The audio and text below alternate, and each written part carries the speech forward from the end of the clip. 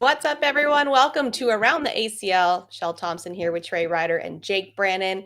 And we are going to talk about open number 3. We've got all kinds of good stuff to get into there, as well as your questions answered. So we put on social media, what are your questions? And we will get those answered, along with some memorable moments from the weekend and Overreaction Wednesday. All kinds of good stuff. Jake, you made it home. I did a 28-hour travel day when you put everything together. I just walked in the door about 45 minutes ago, and here we are. I'm ready to go. That's crazy What a because trooper. yeah, and we normally wouldn't record at this time, but we had to move it for Trey, so I guess it worked out perfectly because now it worked out better for you. So look at that. Yep. Serendipitous. I like it. I'll take it. That's what a trooper Jake Brannon is.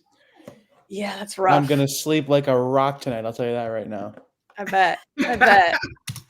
Yeah, I feel like when we have those bad travel days, at least for me, it's far and few in between. So I'm like, okay, I can take it when it happens for how much we travel. If it was like every time, I think we'd all quit. Yeah. Like, Oh yeah. forget this, it. We This can't is do this. this is definitely the worst I've ever had to experience. So I take it with a grain of salt. Like I'm fortunate that out of all the events I've traveled to, this is the only time I've had this type of problem. So I'm okay with it. Positive attitude. Positive attitude. All right, Trey. Good weekend on your side.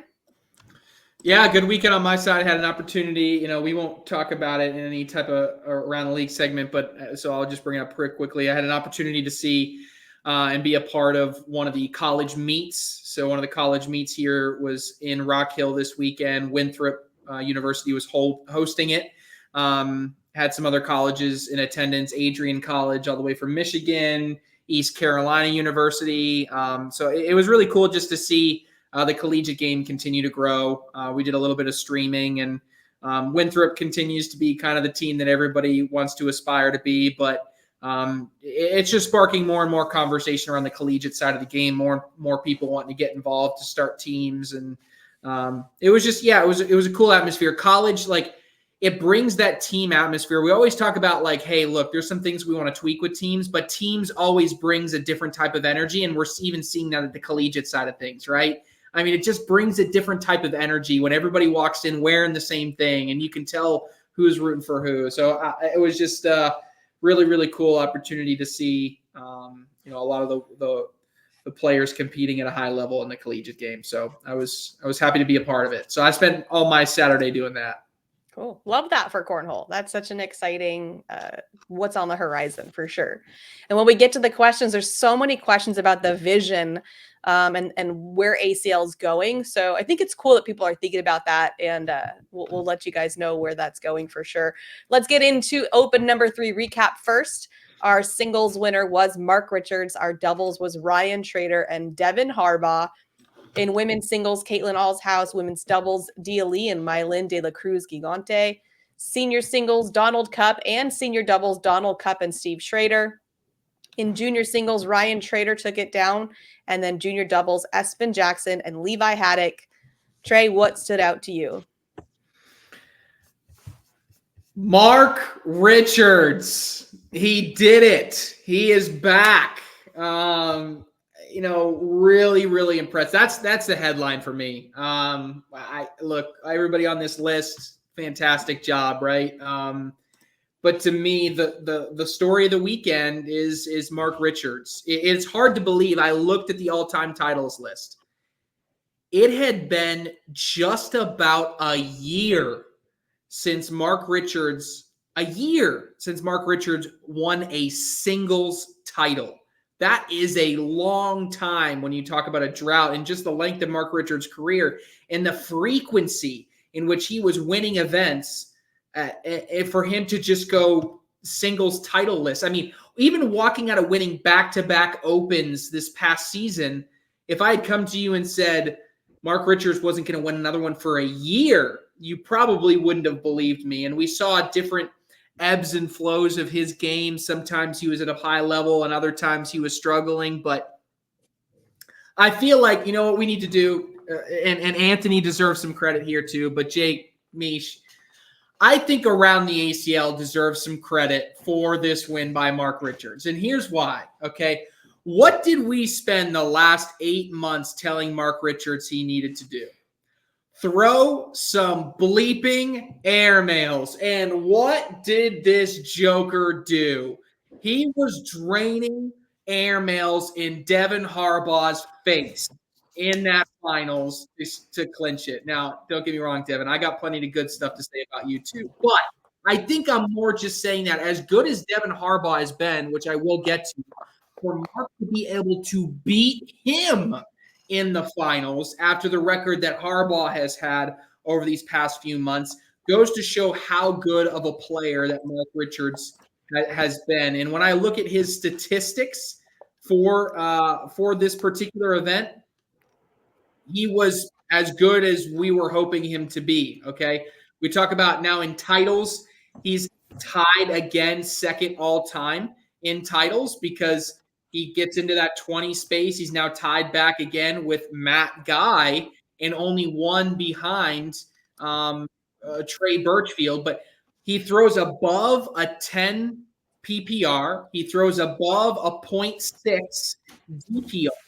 And he throws a 50% four-bagger percentage, way higher than we saw all of last season. All of last season, he was playing the defensive game. Yes, the DPR could be up at times, but it was up and down. The four-bagger was nowhere near 50%. I'll tell you that right now. So, Mark Richards, you're welcome for the coaching plan that we have been drafting up for you and around the ACL. And you know what? I think we should be charging. ACL Academy should get a cut of this. I mean, I feel like this is an extension of ACL Academy. So, you know what, Mark? We'll let you have your invoice is coming. Yeah, we'll let you have this one for free, right? The Addicted to Cornhole will love that little couple phrases there. But I kid to the fact, but I will say this goes to show you that is his game. And Mark Richards, if you ever go away from this style of game again, you deserve to be flicked in the back of the head. That's all I'm saying, because the proof is in the pudding, right? It's right there. That's how you win tournaments. He comes back and wins it. I want to mention one more person, and then I'll turn it over to Jake. You can talk about anybody else. Is Devon Harbaugh. And the reason is because he wins with Ryan Trader, okay? Ryan Trader, I don't even have time to talk about. He's been really, really good, but I'm sorry, I don't have enough time. So Devon Harbaugh, you kind of alluded to this, Jake, on the live stream about how good he has been. So I literally went through every single finish that Devon Harbaugh has had over his past 5 opens. And here is what is absurd at the open level, what Devon Harbaugh has been able to do. At 5 opens, the last 5 that he's played in, that's Open 14, Open 16, Open 15, Open 16 of last year, Open number 1, and Open number 3 of this year. He did not play in Open number 2. So if we just look at those events, that's 10 total tournaments that we could be talking about if you include both singles and doubles. Of those 10 events, Devon Harbaugh has finished in the top 5 in 8 of them, okay? He has finished first. He has won 40% of these events, 4 tournament wins. If you throw in second place, he has made the finals in 6 out of 10 out of those events. This is an unprecedented run that we are seeing right now at the open level from Devon Harbaugh. And I'll go a step further.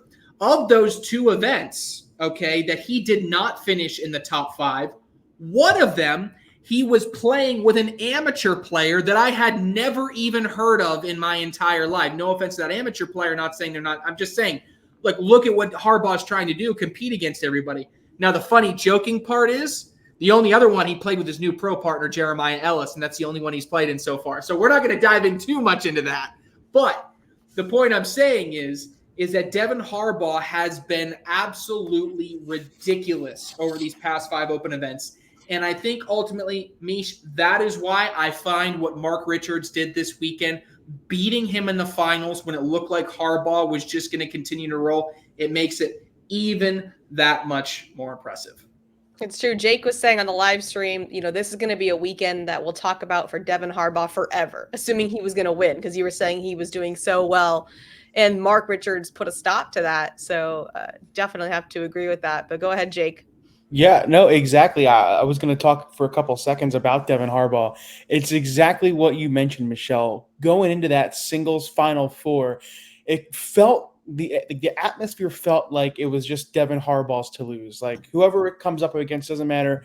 It doesn't like good effort, but Devon Harbaugh is going to win this game. Like even in that Final Four when he played Trey Birchfield, I mean Birchfield only scored 9 points, and I did the math during one of the commercial breaks. Throughout all of his entire games in that entire bracket, he outscored his opponents 148-27. Nobody scored more than 13 points, and that was when Bryce Forbes threw a 10-9-7 over 30 rounds and scored 13 points. He played Ryan Trader in the winner's bracket final and the overall finals of his bracket, and Ryan Trader scored 1 point in both of those games combined. So from an outsider's perspective, somebody who was sat at a desk all afternoon and could only watch games from a bracket being played through, it seemed like nobody was going to touch Devon Harbaugh. I mean, kudos to Mark Richards for winning his bracket, but it wasn't as nearly as impressive as what Harbaugh did. And then in that overall Final Four, Mark took down Sammy Soto on another court off the board, but he threw a 10-1-7 over those 18 rounds. And when that final started, it just the atmosphere just kind of switched. Like a flip just kind of switched where we were finally like, oh, there's a chance that Devon Harbaugh doesn't win this game. And that was the first time all weekend that we had felt that, going back to doubles with Ryan Trader too, because Ryan Trader, Devon Harbaugh just walked everybody through doubles. I mean, they beat the Ryan Smith and Ryan Winfeld 21-1 in the overall finals of doubles on Saturday. So to do that for Mark Richards, to come into that finals and not only beat him, but look really impressive while doing it, just goes to show that Mark Richards is, in my opinion, back. I think this is the first of many titles he's going to win this season. But going away from the single side, from the pro single side, I got to give a shout out to Caitlin Allshouse. She has been on my radar ever since the 2024 pro qualifier. She threw a 10-4-5 in that final game to Tristan Deese, but ended up losing. But ever since then, I've had her on my radar. She had a great performance in women's singles in both Rock Hill and in Des Moines. Fell just a bit short, but she was able to get over the hump and get the win in Little Rock, and it was a really impressive win as well. So shout out to her. One more shout out. Jake, real quick on Caitlin. Wasn't she the one that beat Cheyenne once? Was it her? I'm not sure off the top of my head. Do you know, Trey? I can't remember either. She might have been. You talking about this season earlier? No, it was last season. And somebody beat Cheyenne, and I want to say it was her. And I remember that really standing out. It might have been. I can't remember. Yeah. Have to look it up. All right, go ahead, Jake. No, just one more shout out I wanted to give for the winners was Donald Cupp, man. He is a beast. The Don.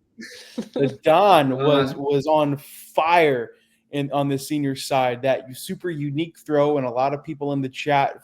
This is the first time taking a look at Donald Cupp, and they let it know that he has a super unique throw. Somebody called it the Statue of Liberty throw when he's got his arm all the way up there before he throws.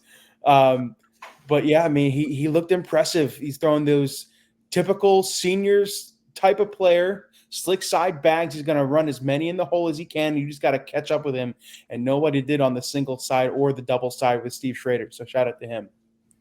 Yeah, definitely impressive. All the times I've seen Donald play the last 2 or 3 has been impressive.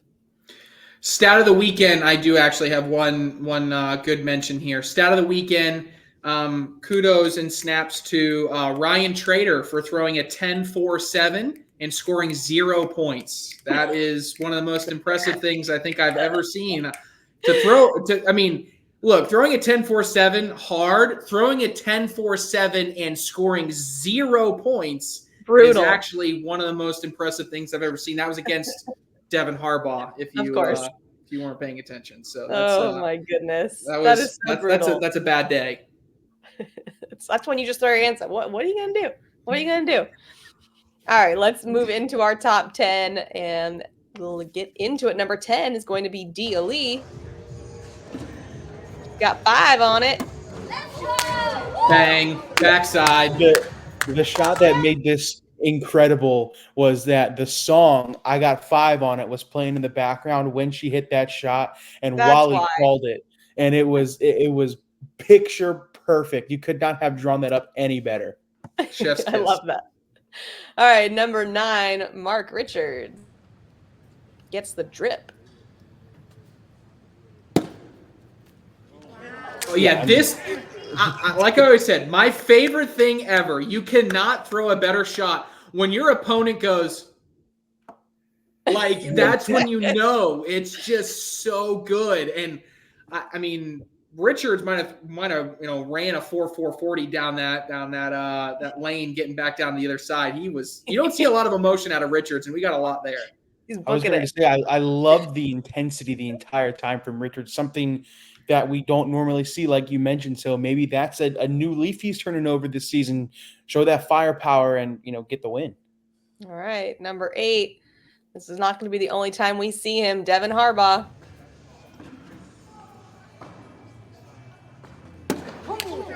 Oh. Yeah, I watched him Did you step hear out. Ryan? And It's from Ryan Smith. Damn you, Devon. I watched him step out, and then I just assumed he was going to go with that cut shot. But then he flipped over to the slick side, and I looked at Wally and I said, "He's not going after this, is he?" And then he did, and I was at a loss for words. No love for the pulley bush there. That was a typical pulley bush right there. I mean, right there. Yeah. That's our favorite. Oh man. All right. We're gonna bring DLE back up. See it. Huge airmail drag.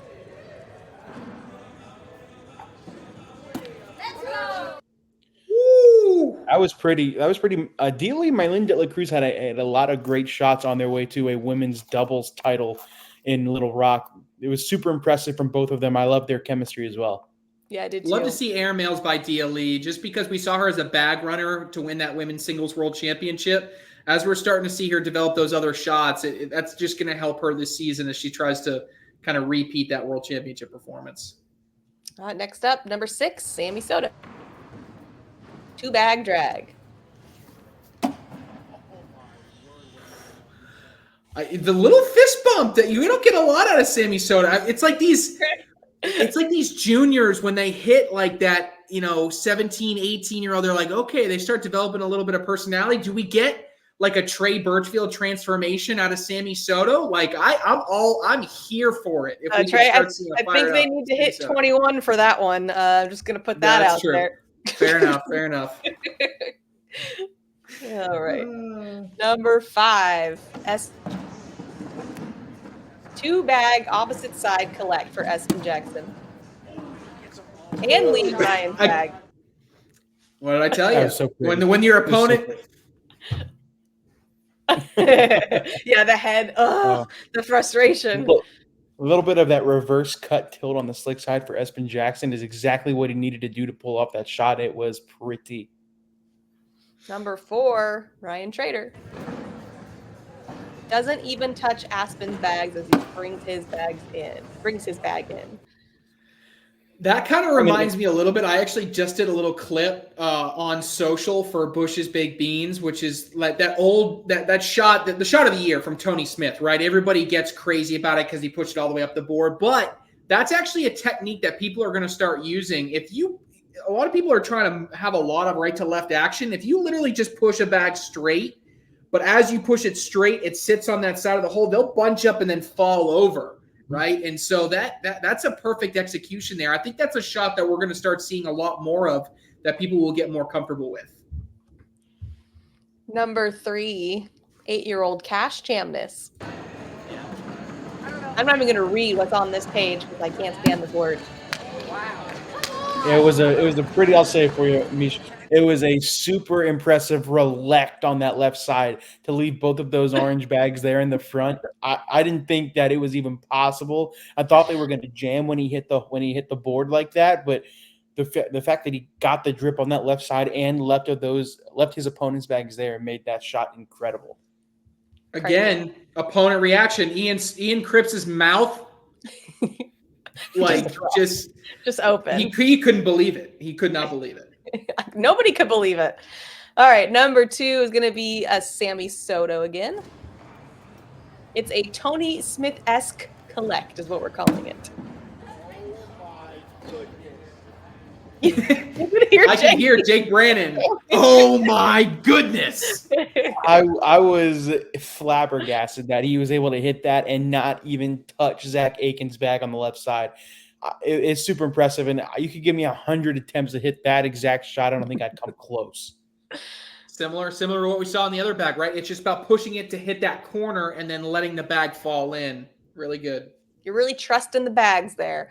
All right, number 1 is going to be Devon Harbaugh. Penguin soap, question mark? Penguin what are we of calling soap. this? Penguin of soap. But not only that, it was for the win. I mean, are you kidding me? I had no clue what he was trying to attempt when he stepped into it, but the fact that was the outcome made it so impressive. Agreed. And I mean, it's got to be a shot of the year candidate already. Yeah, I think so. I think it's up there. I think it's more of a pulley bush personally because I'm all on that one. But it was like he kind of pushed it out of the way, moved it out of the way. I like it. That's true. Yeah, as in terms of bar soap or a push, yeah, I'd have to agree with you. All right, bringing on a new segment. We're going to answer your questions. We got a ton, and we're going to do our best to get through them. There's no way we're getting through all these questions here. I know. I'm going to get through as many as we can. How about that? I did group some together that were similar. We had a lot of questions about the vision and the goals of the ACL. Doug Neal, Fred Ruff, Eric Mickelson, and Dustin Henson all asking about the future of the ACL. What are our goals? Are you worried about some of the changes to 100 pros? Just a lot of things like that. So Trey, obviously this is a question for you. Can you just give us a little Jake doesn't want to take this one?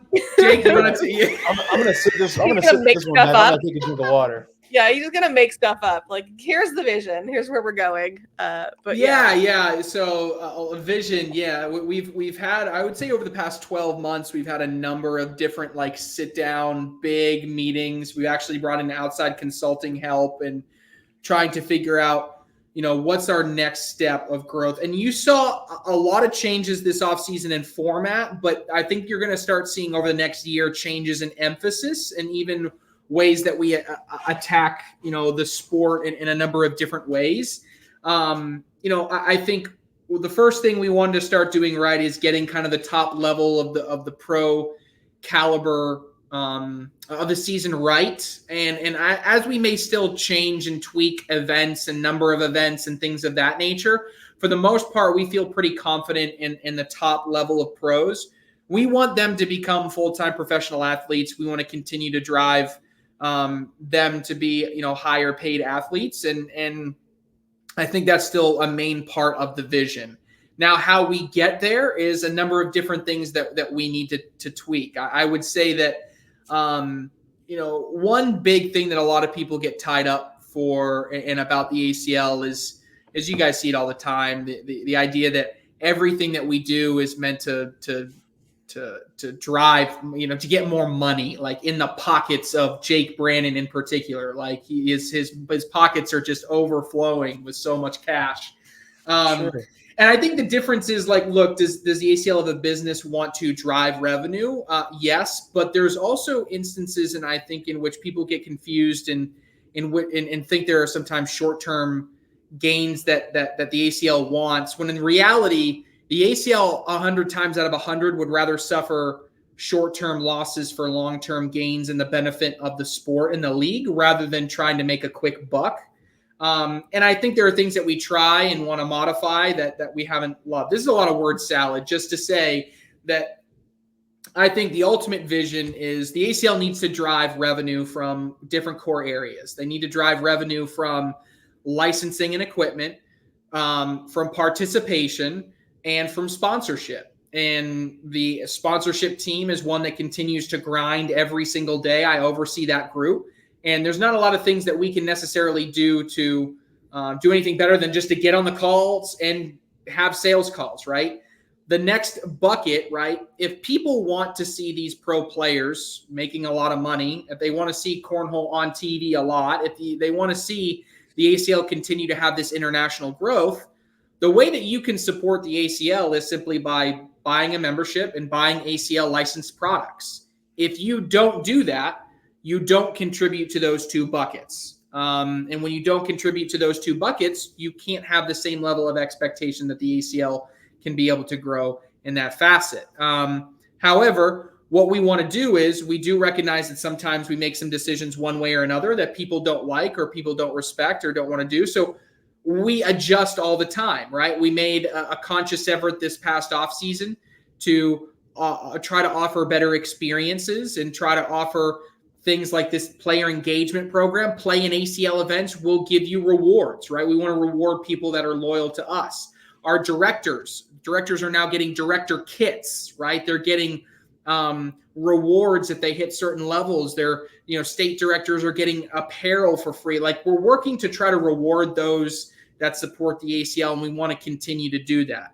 We also want to continue to grow the grassroots efforts of the game. So I think the long-term vision, if I boil it all down to it, if you guys want an overall answer, is it's getting more people playing at the local level. That's our next biggest goal, because the more that we can do that, the more that the ACL can help grow all other parts of the business. And so while I think everybody thinks the ACL has their head under a rock sometimes, what I would say is we're very self-aware of what our strengths and weaknesses are, and anything that we deem as a weakness, we have identified as a growth area, and we have a lot of people on staff that are dedicated towards fixing those core areas, and that's what we're going to do to make things better. So that was a lot of words, but you asked for it. That's the next question, Chad Kufis, and I feel like there's maybe another one that was asking about the software or the app. So is that on the list of improvements?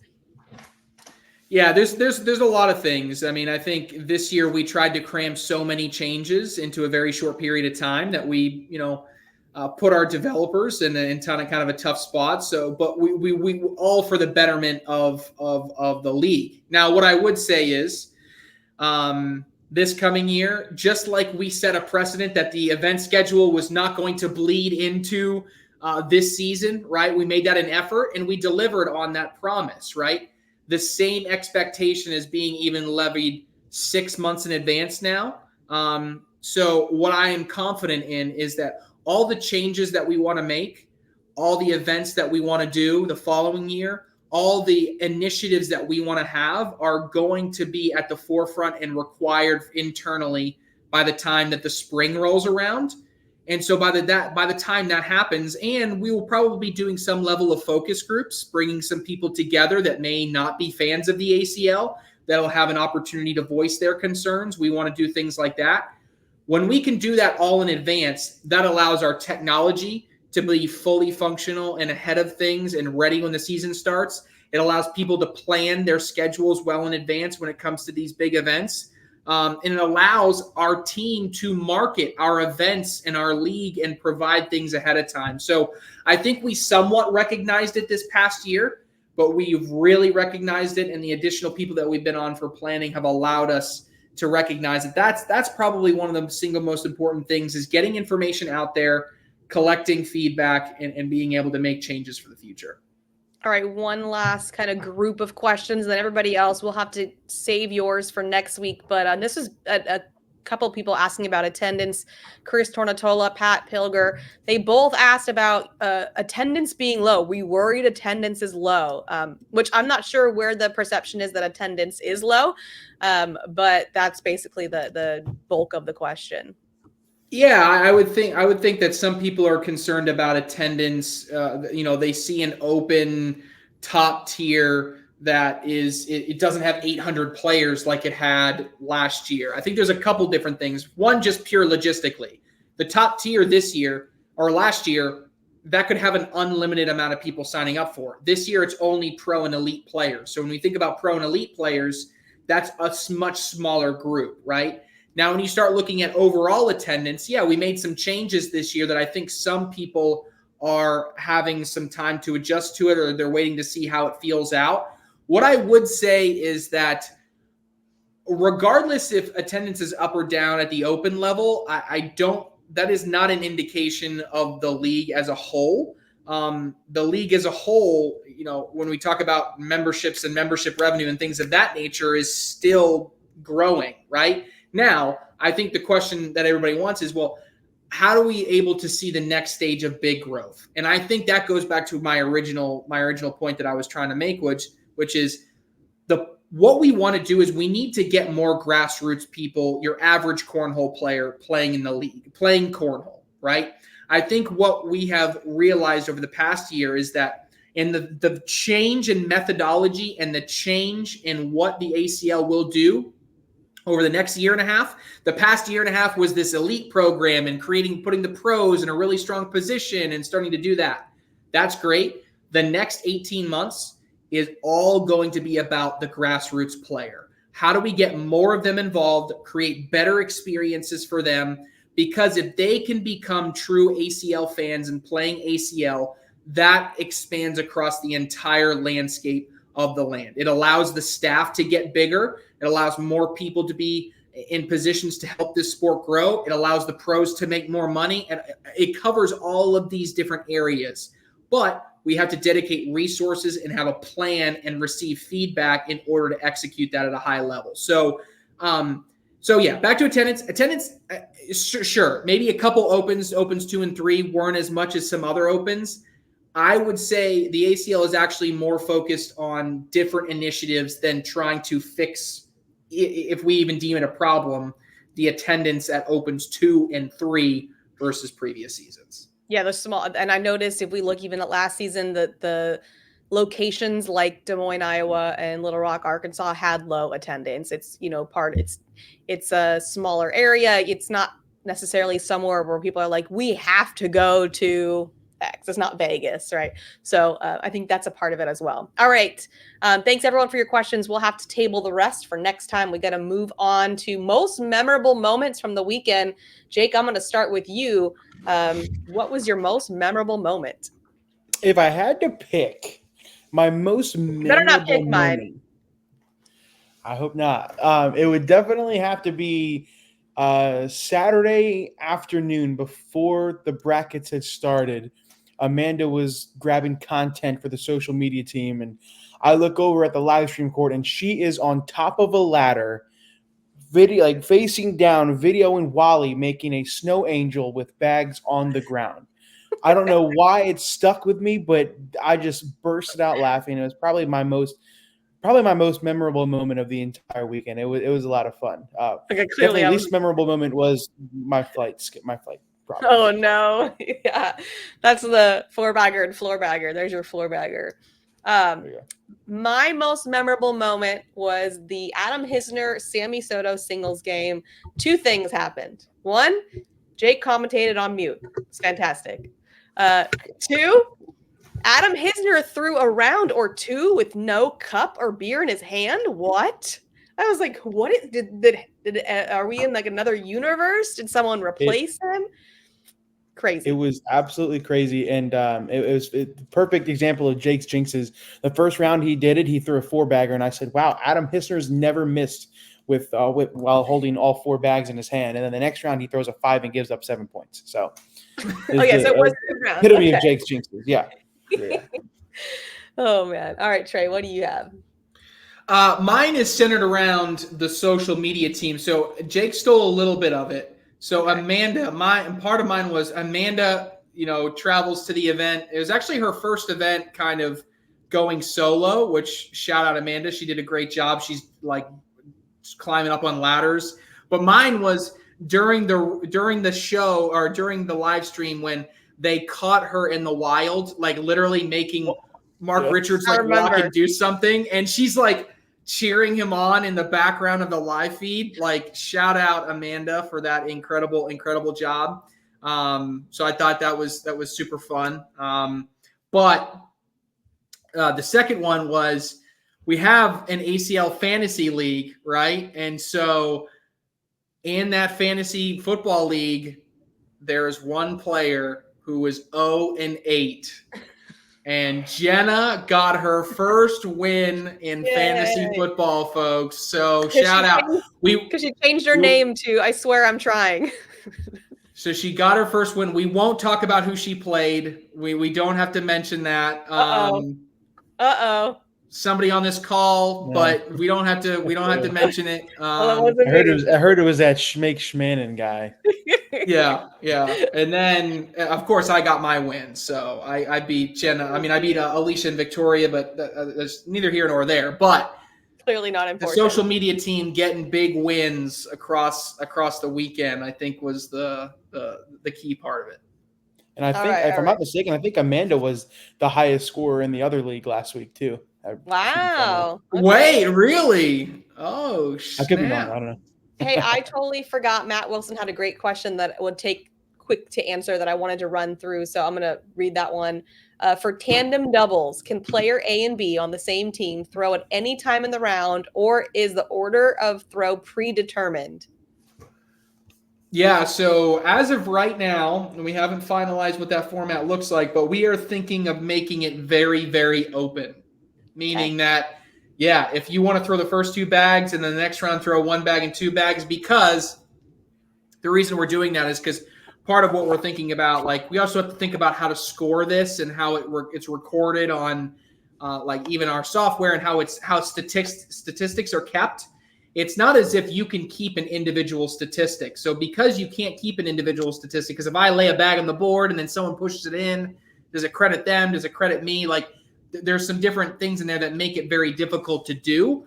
But what I will say is, so because of that, I think we are 100% leaning towards the fact of letting them throw at any point during that particular round. So yeah, I think that just adds strategy, right? Anything to add strategy and suspense and something to talk about, and me and Jake to yap about on screen. That's what we're here for. Okay, I like it. And one more for Jake. Adam Deere, how often does Jake Brannon get mistaken for Wally Castler out on the street? Has he ever given someone an autograph as Wally just so he didn't have to correct the person? I will say I don't get mistaken for Wally as nearly as much as I get mistaken for Trey.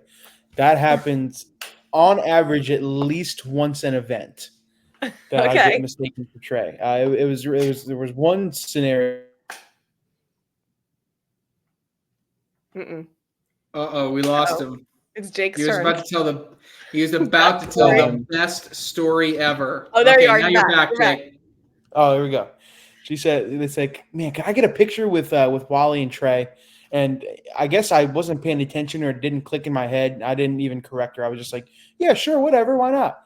And so I just wrapped my arm around her, just like, "Oh man, this Trey Ryder, this is so cool." And then Wally had to be the one who's like, "Oh, by the way, that's Jake Brandon. That's not Trey." And I was like, "Oh." And she was like, "Oh, okay, that's still cool. Thanks, nice to meet you." Oh, what do I do with this picture now? Yeah, it's my mistake for not realizing that she had called me Trey and not Jake. But it was oh no, that was a highlight of a weekend for me and Spencer. But no, I get mistaken for Trey quite a bit. Trey, we have a sales guy on our sales team that does sponsorship. His name's Lewis. Yes, I don't know if you met Lewis. Okay, yeah. I have. Yeah, you put me, Jake, and Lewis all in the same area, you'd all think we were brothers, or at least cousins. ACL has an interesting reason for hiring people. Like, yes, there's a look. Do you have a beard? All right, this might work. Beard and a mustache. Okay, we can fit you in. It'll be fine. I'll just take it down just to the mustache. What do you guys think? No, I won't do that. Absolutely. All right, let's move on to Overreaction Wednesday. You guys stole my first one. I feel like you read it. Mark Richards is back. Trey, overreaction or not? No overreaction here. I mean, he fixed the game. Everything's fine and dandy. Mark Richards MVP 2025. I mean, are we going to get that crazy over here? Like, I really like what I saw, Jake. Try to talk me out of it, because I'm full blown on this train now. I mean, I'm honestly on the same train. I don't think I'm going as far as MVP candidate yet. But I mean, this was as dominant as a performance as ever. It brings me back to his old days with Gladiator Cornhole way back when. That's how dominant this weekend felt for him, at least this tournament. His air mills were on, and he didn't rely on the roll nearly as much as he did last year, which I think that, along with what you mentioned earlier with his four-bagger percentage being down and his conservatism, was really his downfall. If you can stay as aggressive and hit these air mills like he has known to been doing in recent years, that is going to be the key to victory throughout the season and possibly a second MVP. Devon Harbaugh has to win on TV to break top 5 of singles. I don't think that's an overreaction. I mean, like, I think, yeah, you have to. Like, you have to be able to deliver in like, that what if he moment. wins every Open from here on out, but not ever on TV? Well, then we know there's a problem.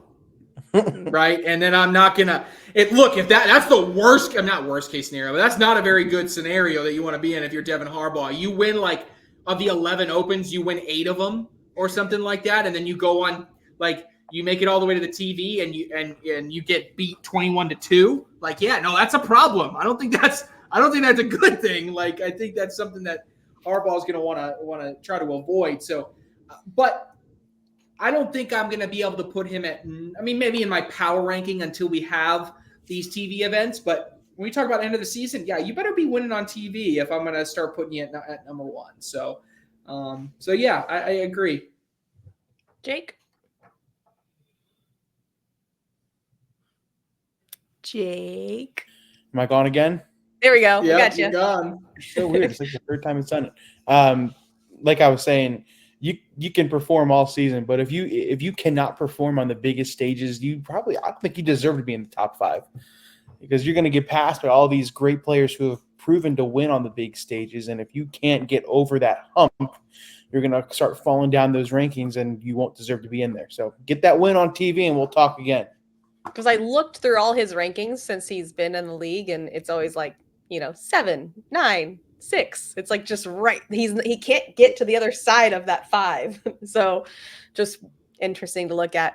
All right, you guys talked about this on the broadcast. I don't remember if it was you or Wally, Jake. Ryan Wiedenfield doesn't practice at all. So Ryan Wiedenfield could be top 10 if he practiced.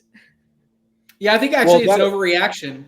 I'm going to say overreaction because I think actually Wiedenfeld's problem might be that he has Eric Davis syndrome, which is because I think Ryan Wiedenfeld is one of the most skilled shot makers in the entire sport. I think he is so talented. The problem is it's just hard for him to focus or for him to keep that consistency across an entire tournament. And when he figures that out, it could be really devastating. But I don't think this is a practice issue. He's got it's a mentality and it's a focus and it's being able to be consistent in what he does. So I'll say that's an overreaction. I think it's a bigger problem. Jake? Yeah, I say overreaction as well. I mean, we mentioned that because he walked up to Wally and I before the broadcast and said that he practiced 3 days this previous week, and he didn't even come close to a podium on the singles side. So I think he should just stick to what he normally does, and I think he'll get over that hump eventually. If he stops, it's almost like he gets bored. All these players who have these great shot selections just get bored while playing. They want to try something crazy, and that a lot of times can be the downfall of a lot of these players, especially these young players. So if he can get over that mental hump, I think he has a really strong chance of being a top 10, maybe top 5 player in the world. Caitlin Allshouse is the best elite female, Trey. I don't think it's an overreaction, right? She's kind of emerged over the past 6 months, kind of out of nowhere. And I think she's been able to be consistent. We've seen her near the top in a couple different events. She wins one this time. I think she deserves at least that crown for a while and maybe a new up-and-coming player. So for now, being the top amateur player out there, being an elite player, I think is a crown that she deserves to wear for the short term. Jake? Yeah, absolutely. Same exact thing. And I touched on this earlier when going through our winners. I've kept an eye on her ever since that pro qualifier. She was 1 win away from becoming a pro. But ever since then, she has been locked in both on the women's single side and the overall pro and elite single side. We talk about her winning women's singles in Little Rock. She finished 5th in her pro and elite bracket on Sunday as well. So she's proven that she can hang with these top players too.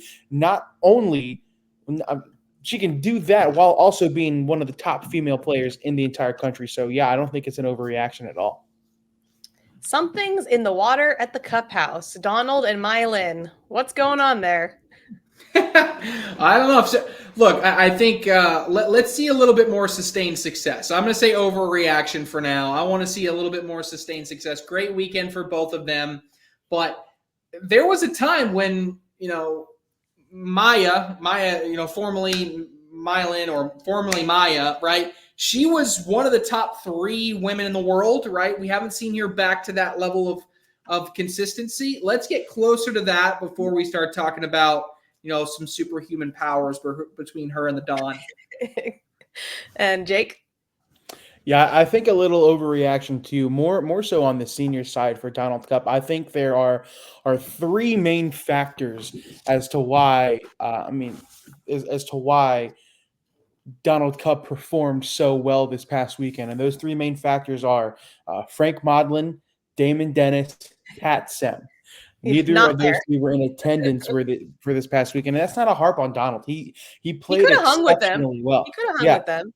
And he performed well in Des Moines as well. But I think when those 3 main players start coming to more of these events and start playing in these senior singles tournaments, I feel like they're going to start winning a lot more too. So it's an overreaction for me for right now.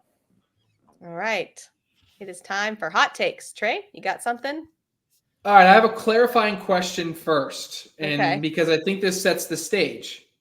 If you two, right, if Mark Richards finishes the number 1 player in the world, would you consider him to be comeback player of the year? Well, I was going to ask, so what was his ranking last season? 47. Oh, then yeah. Yeah.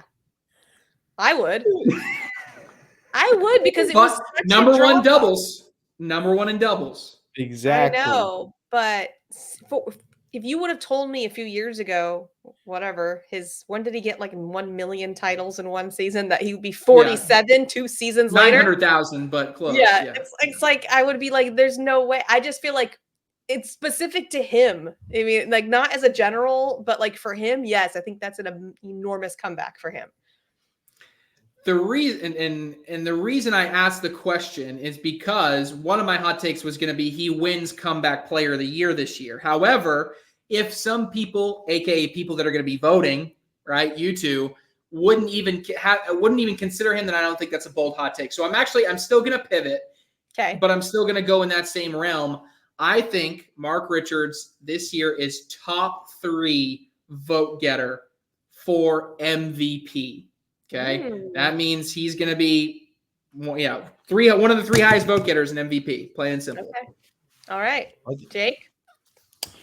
I talked about her a lot today, so I'll bring her up one more time. I think Caitlin Allshouse will win at least 2 more women's singles titles at Opens this year. Wow, that's actually very similar to the direction I was going. I was going juniors, though. I'm so impressed by Espen Jackson. I think Espen Jackson, I don't know how many events he's planning to travel to, but I see him winning at least 2, if not 3 more titles, assuming he goes to a lot of events. This kid is absolutely insane. All right, that's all we got time for. We will see you guys all next time.